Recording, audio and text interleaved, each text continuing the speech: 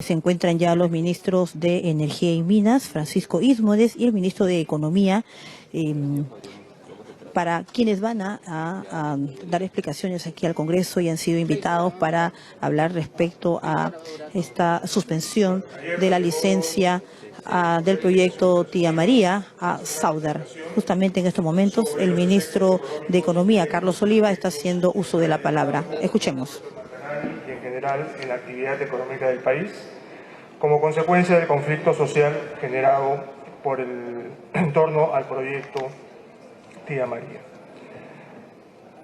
Para poder explicar claramente el pedido que se nos ha hecho, hemos dividido la presentación en tres partes que yo creo que nos van a permitir, por un lado, aclarar una serie de aspectos que se están diciendo sobre la economía, muchas veces con información falsa o tendenciosa.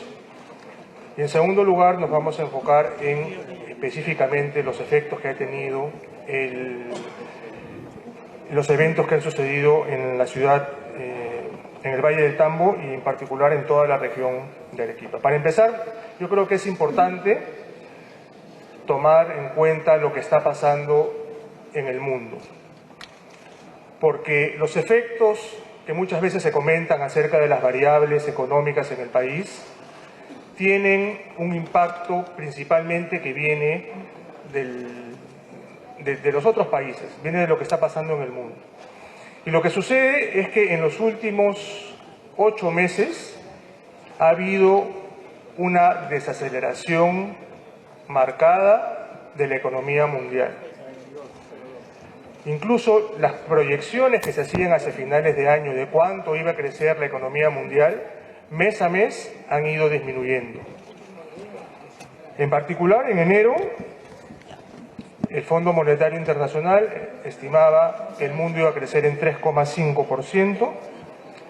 La última cifra, la última revisión que se hizo en julio, solo 6 meses después, ya nos daba una cifra de 3,2%. Esta desaceleración es patente en todas las regiones del mundo.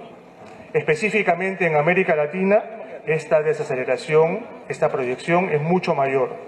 A inicios de año se pensaba que nuestra región latinoamericana iba a crecer 2%, ahora se está proyectando solamente un 0,6% de crecimiento. Esto debido a que la desaceleración, sobre todo en los grandes países de la región, ha sido mayor. Allí pueden ver ustedes en la presentación cómo Argentina, Brasil, México están teniendo graves problemas de crecimiento. En menor medida Chile, Colombia y añadiría además al Perú. Entonces, esto es algo que está sucediendo, es algo que estamos enfrentando y viene principalmente, aunque no únicamente, de los problemas de la famosa guerra comercial que está sucediendo principalmente entre Estados Unidos y la China. Esta desaceleración está estrechamente vinculada a esta famosa guerra comercial. Y eso de alguna manera nos está impactando. Nos está impactando por dos canales paralelos. Por un lado, por la desaceleración del comercio. En vista de esta guerra se está exportando e importando menos.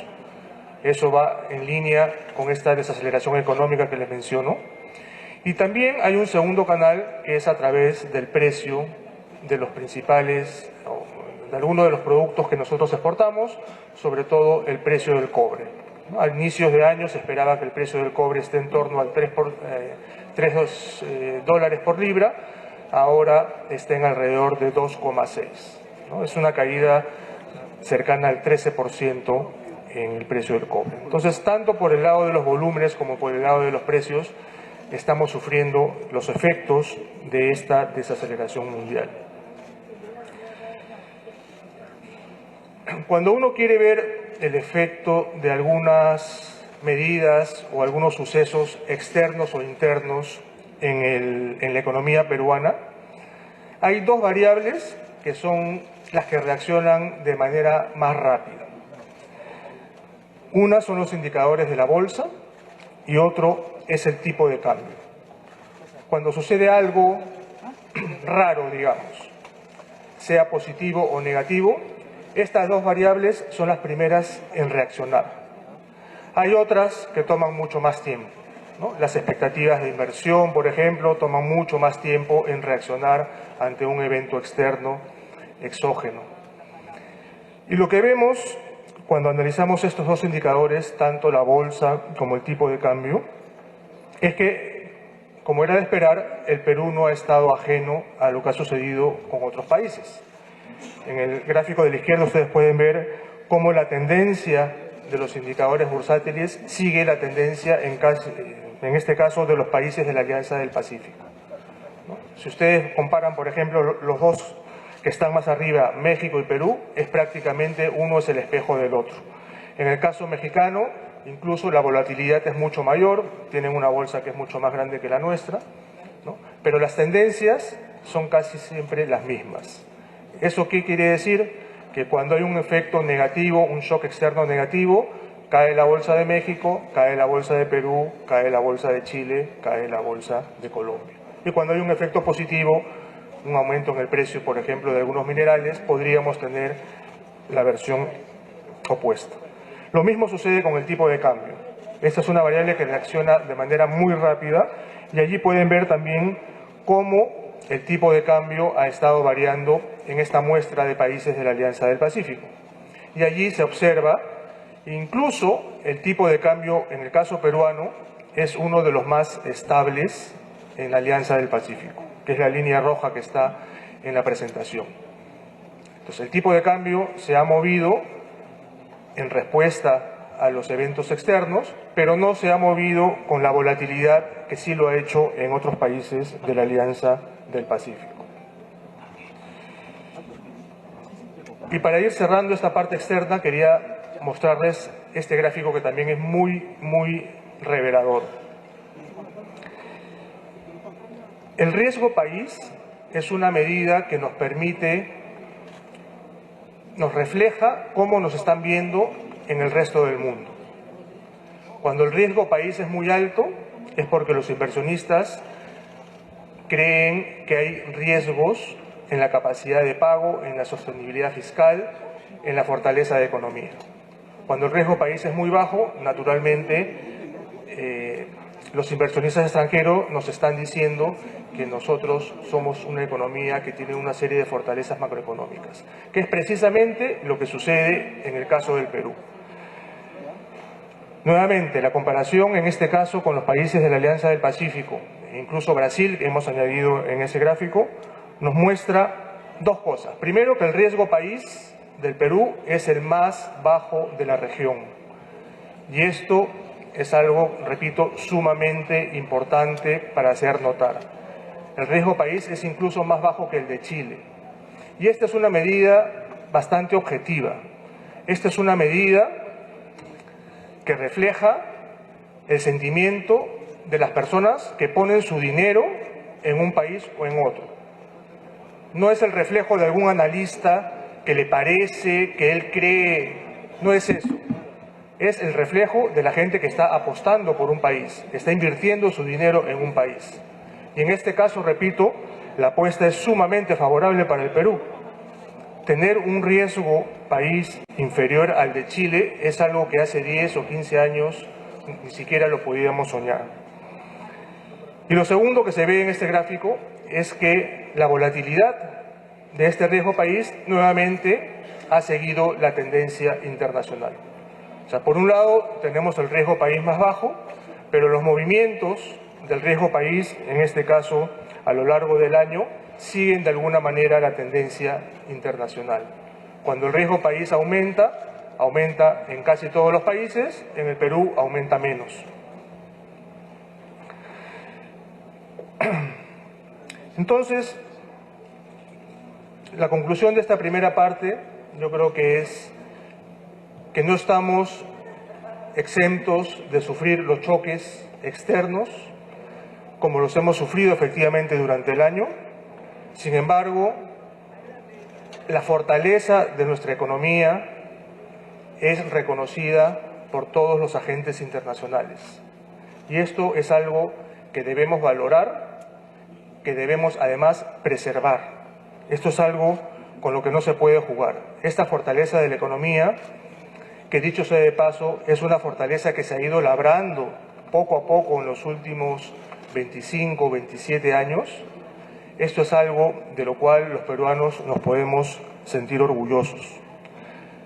Sin embargo, como todos sabemos, esto no es lo único que nos importa. Es una condición necesaria. Todos los países deberían tener esta fortaleza, pero no es suficiente para crear empleo, no es suficiente para crecer a tasas altas y sostenidas, y sobre eso vamos a desarrollar algunas ideas hacia el final de la presentación. Vayamos ahora a analizar el contexto local, que es otro de los pedidos que se nos ha hecho, ¿no? ¿Cómo se está desempeñando la economía durante el año? Y este ha sido un año bastante atípico, y ustedes lo pueden ver en el gráfico que está al lado izquierdo. Tenemos dos historias distintas que están coexistiendo en el país. La historia del PBI primario y la historia del PBI no primario. Tienen un desempeño bastante disímil. El PBI no primario sigue creciendo a tasas muy cercanas o hasta incluso superiores a lo que es el PBI potencial. Hemos tenido un pico de crecimiento del PBI no primario durante este año, ha llegado a crecer a 3,8%. Ahora estamos en 3,6%. Entonces, las actividades no primarias están creciendo, digamos, como deberían crecer. Sin embargo, por el lado primario, que es principalmente la minería, la pesca y también la agricultura, estamos teniendo una historia totalmente distinta. Y ustedes pueden ver en el gráfico cómo ha caído la producción del PBI primario durante este año, a tal punto que hemos tenido recientemente, los últimos datos que tenemos son tasas negativas del PBI primario. Y esto se ha debido principalmente al comportamiento de la minería y de la pesca. Sobre todo de la minería, que es un sector mucho más grande que el de la pesca. Y lo que ha sucedido en la minería son algunos choques transitorios que tienen que ver, por un lado, con lo que mencioné anteriormente de los choques externos, pero también con algunos choques transitorios internos que hemos tenido, con algunas minas en particular, donde las leyes, es decir, la calidad del mineral, por un lado no ha sido la que se esperaba. Algunas otras minas en algunos procesos de mantenimiento. En el mes de abril tuvimos cerca de 8 días donde no se produjo por un problema que hubo en las Bambas. Entonces, todos estos choques sumados han hecho que el PBI primario tenga un comportamiento que no es el deseable. La buena noticia es que estos shocks ya están desapareciendo, porque precisamente eran choques transitorios. Y en ese sentido, la expectativa que tenemos para los próximos meses es mucho mejor de lo que ha sucedido durante el primer semestre. Mañana se va a publicar la cifra de crecimiento del mes de junio, que es la última cifra oficial que vamos a tener. Nuestros cálculos revelan que esta cifra va a estar ligeramente por encima del 2,5% de crecimiento, lo cual significa, yo creo que es un reflejo de lo que les acabo de decir, ¿no? Estos choques negativos que hemos tenido sobre todo en abril y mayo, donde la economía no ha crecido más de 1%, ya se han empezado a revertir. Repito, junio podríamos estar por encima del 2,5%, y la expectativa para julio también está pintando bien y es muy probable que superemos incluso la cifra del mes de junio. Allí les presento algunas de las variables adelantadas del mes de julio que nos reflejan que la producción de electricidad, por ejemplo, ha venido creciendo, lo mismo con el desembarque de anchoveta, el consumo de cemento, la importación de bienes de capital.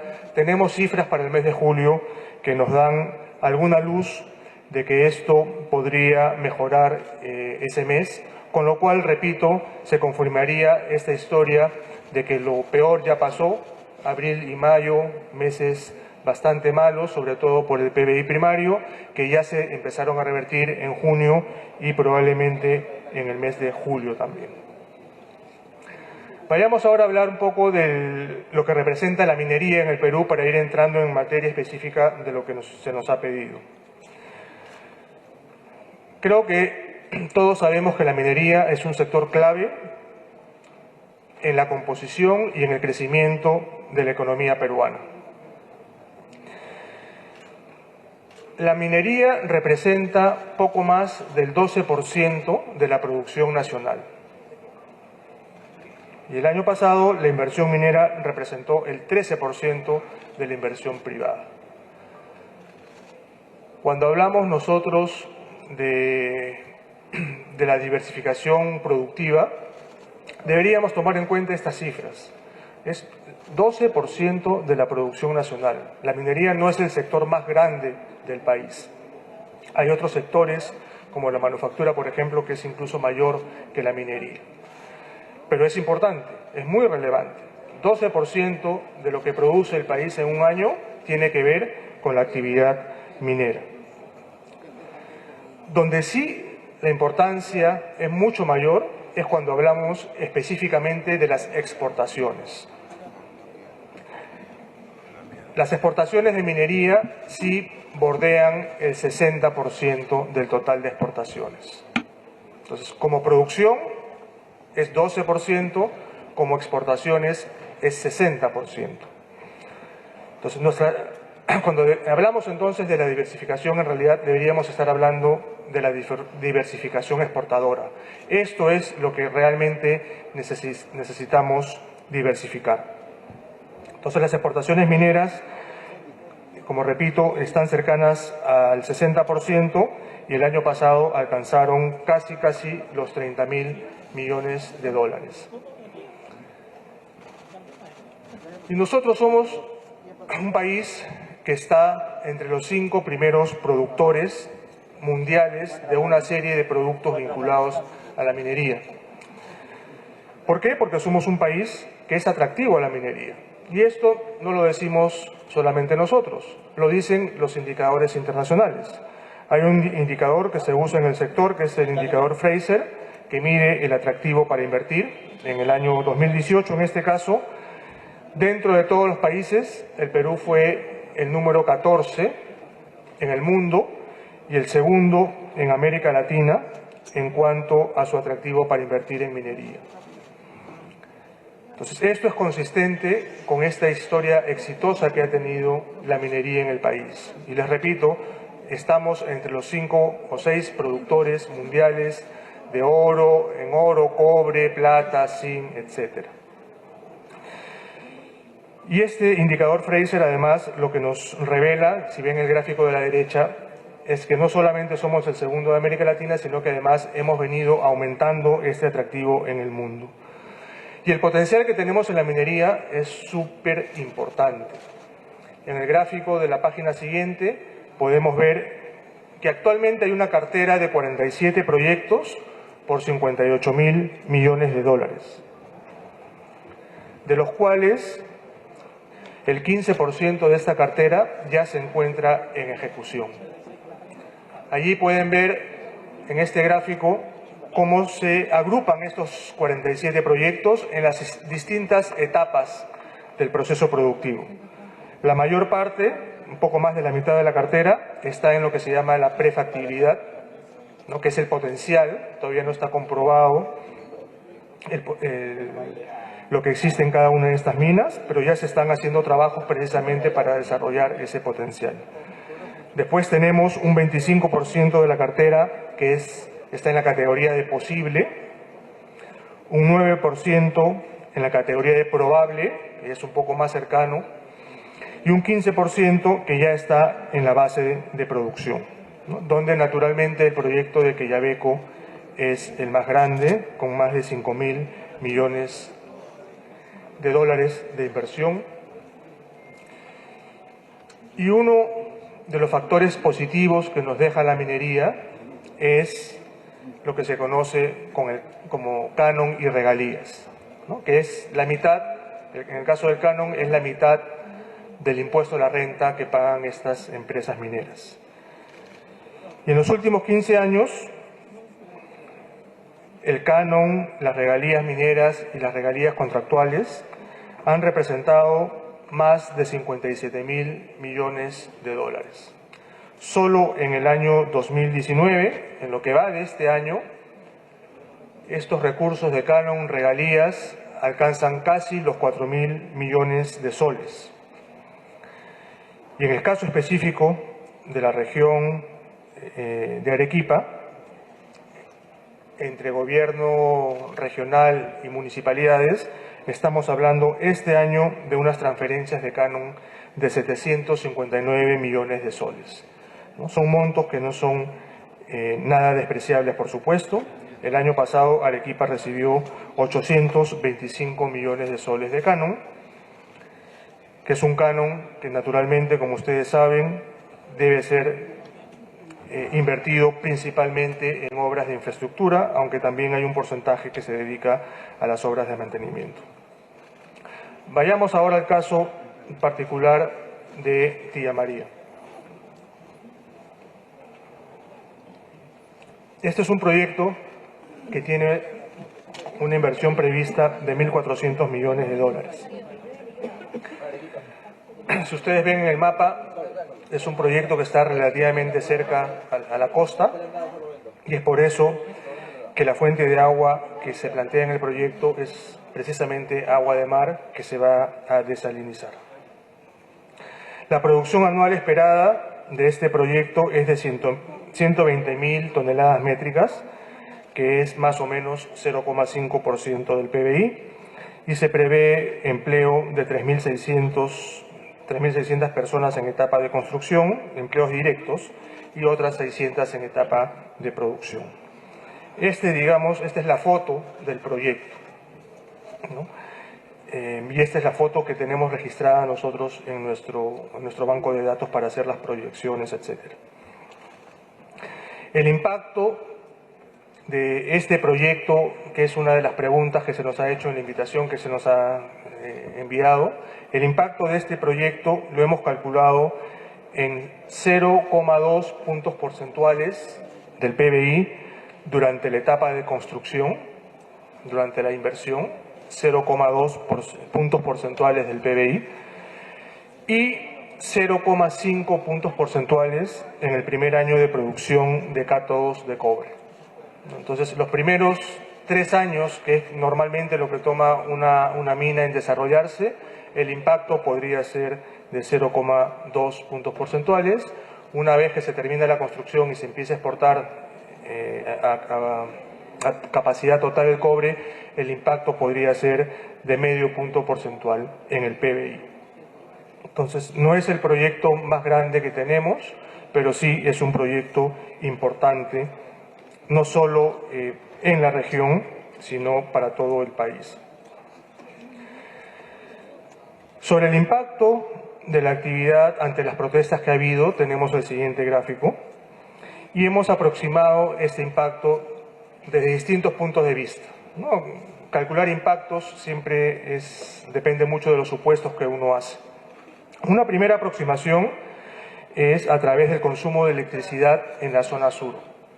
Y el consumo de electricidad en la zona sur, hasta el último dato de hace un par de días, lo que muestra es un incremento en el consumo de electricidad. Esto nos lleva a pensar que el impacto no ha sido de gran magnitud, aunque sí ha habido algunos impactos que lo vamos a ver en la página siguiente. Entonces, la demanda de electricidad se ha mantenido relativamente constante en la zona sur, tanto de las empresas mineras como de las empresas no mineras. Entonces, este es un dato que es importante tomar en cuenta. Donde sí podríamos identificar, calcular, proyectar algunos impactos negativos es en algunas actividades en la región de Arequipa. Para empezar, pongamos en contexto, Arequipa representa poco más del 6% del PBI nacional, 6,4% del valor agregado bruto de la producción de Arequipa mejor dicho, Arequipa representa el 6,4% del valor agregado bruto de la producción nacional. Los sectores que han sido afectados por estas protestas se refieren principalmente a la agricultura, agropecuario, mejor dicho, en general, comercio, transporte, alojamiento, restaurantes. Estos 5 sectores representan el 1,4% del PBI nacional y el 22% del PBI de Arequipa. Entonces, el 22% del PBI de Arequipa se ha visto afectado de una u otra manera, con una u otra intensidad de estos problemas que ha habido a raíz del conflicto de Tía María. Específicamente, cuando tratamos de ponerle algún valor en soles a este impacto, en este 22% del PBI, hemos hecho un cálculo que nos lleva a un impacto directo de 250 millones de soles en estas 5 actividades, repito. Y allí abajo pueden ver el supuesto que se ha hecho. El supuesto que se ha hecho es que el 30% de estas actividades se han visto afectadas. Entonces, ha habido un impacto inicial en otros sectores que no son la minería, que alcanzaría los 250 millones de soles. Como les digo, al final, esta es una cifra referencial. Si le preguntamos a 2 economistas que nos calculen el impacto, vamos a tener seguramente 4 cifras distintas. Entonces, esto es simplemente una presentación referencial de lo que podría estar representando este tipo de problemas. Hay un segundo impacto que ha tenido que ver con las operaciones en el puerto de Matarani, que también es otro de los pedidos que se nos ha hecho en la carta que se nos envió. Entonces, nuevamente, pongamos en contexto. El puerto de Matarani es sumamente importante para la minería. Más del 17% de la producción de las exportaciones de minería salen por el puerto de Matarani.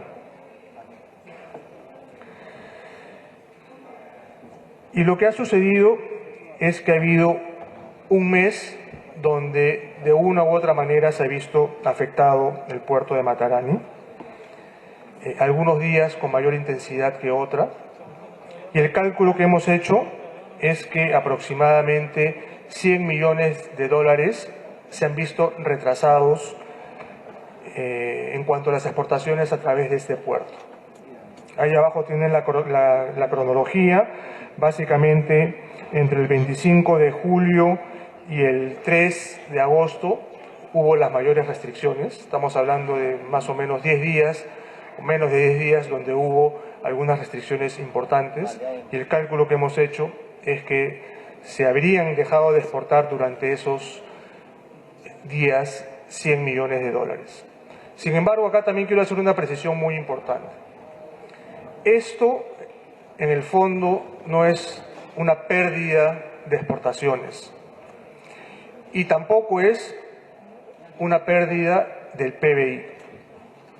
¿Por qué no es una pérdida de exportaciones? Porque una vez que se normalizan las actividades en el puerto, poco a poco se empieza a recuperar. Entonces, lo que hay es un retraso en las exportaciones, pero no hay una pérdida del valor exportado.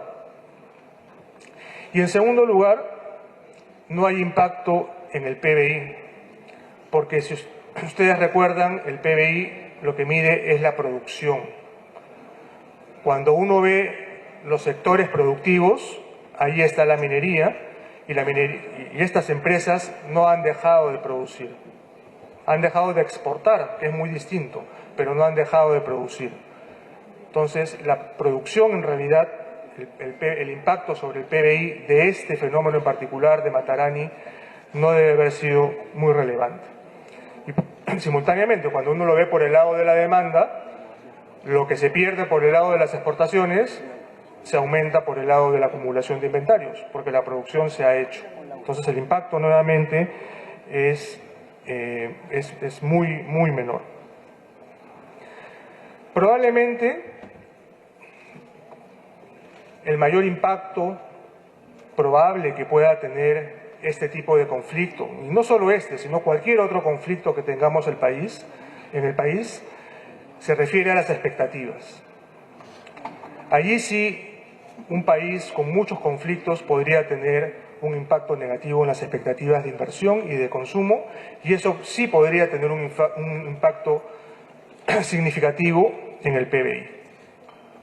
Y precisamente la responsabilidad que tenemos todos nosotros es tratar de minimizar el impacto externo y, por otro lado, trabajar conjuntamente para que las expectativas de crecimiento, de inversión, de consumo en el país no se vean afectadas. Esta no es una tarea fácil. No basta con que venga el ministro de Economía a decirlo. Es importante que demostremos en la acción de que estamos apostando por un Perú mejor. Y precisamente para mitigar estos posibles efectos en la economía sobre las expectativas de la inversión, nosotros estamos trabajando una agenda económica. Esta agenda económica, que ha sido además un pedido expreso del presidente del Congreso y de muchos otros congresistas que siempre que los escuchamos están hablando de la agenda económica, de la necesidad de hacer reformas. Este es un tema que es sumamente importante al PBI, es sumamente importante para el desarrollo de nuestro país. Este es el tema que nos debería enfocar a todos nosotros. En lo personal, en este año de trabajo que vengo realizando en el Ministerio de Economía y Finanzas, tengo que reconocer el apoyo que se nos ha dado acá en el Congreso para sacar una serie de iniciativas, desde las facultades que nos dieron para los decretos legislativos, la ley de presupuesto y otras iniciativas que hemos estado trabajando conjuntamente, y en ese sentido expresar, presidente, mi agradecimiento por este trabajo positivo que hemos hecho, pero que, como siempre, no es suficiente. Necesitamos seguir apuntalando nuestra economía, ver el bosque y no quedarnos solamente en el árbol. Y para ver ese bosque nosotros hemos trabajado el plan de competitividad y productividad. Esto fue anunciado hace un par de semanas aquí mismo por el presidente y estamos hablando de un primer grupo de 84 medidas que, si las trabajamos bien, vamos a sentar las bases para el crecimiento, quizás no de este año, pero sí de los próximos años, del mediano y largo plazo, que ese debería ser realmente el foco de la política económica. Es importante el corto plazo, naturalmente, ¿no? Las personas tienen que tener un empleo, todos los días gastamos, todos los días comemos, etc. Corto plazo es muy importante, pero tanto o más importante es sentar las bases para el mediano y largo plazo. Y esa es la política general de este gobierno. Queremos dejar de depender demasiado de lo que pasa en el mundo. Lo que pasa en el mundo va a seguir pasando y allí no podemos hacer absolutamente nada. A veces nos favorece, como sucedió la década pasada, a veces nos va en contra, como está sucediendo en los últimos años. Eso no lo vamos a poder evitar. Lo que sí podemos hacer es trabajar en una agenda común, una agenda pro competitividad, pro productividad.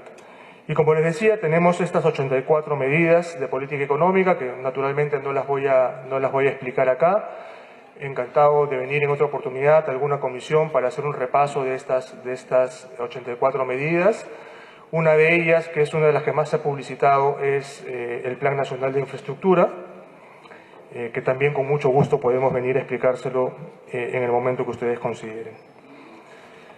Y traigo a colación estas 84 medidas porque, si bien es cierto que hay muchas que dependen exclusivamente del Poder Ejecutivo, hay un grupo importante que vamos a discutir aquí con ustedes conforme vayamos remitiendo los proyectos de ley. Y aquí tenemos una muestra de lo que está mapeado en este plan de infraestructura. En esta muestra tenemos 16 proyectos de ley que ya han sido enviados al Congreso o que van a ser enviados con unos plazos en los próximos 2 años. Solamente en esta legislatura vamos a enviarle por lo menos estos 8 proyectos que están en el plan de competitividad. Hay otras iniciativas, y después voy a mencionar una de ellas, y hay otras iniciativas sectoriales también que van a ser remitidas, por supuesto. Pero en el plan de competitividad ya tenemos identificadas 8 iniciativas, 8 proyectos de ley que han sido conversados, dialogados con distintos agentes económicos, con el sector privado, con la academia, incluso con algunos sindicatos también, y tenemos estas 8 medidas. La primera, por ejemplo, que es el famoso bono del chatarreo. Esto es un proyecto de ley que ya debe estar acá y seguramente se va a remitir a alguna comisión en los próximos días. Y así tenemos, como repito, una lista de proyectos. Estos 16 que están acá mapeados, nosotros estamos preparando, como repito, las propuestas y en su momento iremos a las comisiones del caso para sustentarla y seguramente vamos incluso a poder mejorar las propuestas con los aportes que ustedes nos puedan hacer. Pero es muy importante poner esto en la agenda. Aparte del plan de competitividad, también estamos trabajando con lo que en un primer momento se llamó el plan de diversificación productiva. Y otro de los proyectos de ley que vamos a enviar es el impulso al sector forestal. Ustedes saben que estamos dándole especial atención al sector forestal, al acuícola y al turístico, que son sectores que en el país son muy productivos, pero que lamentablemente no son competitivos. Entonces también otra de las iniciativas que esperamos enviarla hacia fines de septiembre tiene que ver con un marco adecuado para desarrollar el sector forestal. El sector forestal es sumamente importante. Tenemos la productividad. Los árboles crecen a la mitad del tiempo que crecen en otros países que exportan madera también. Sin embargo, tenemos una serie de problemas de financiamiento, de saneamientos legales, de transportes, etcétera, que hace que este sector no sea competitivo. Entonces, solamente, y ya para culminar, es reiterarles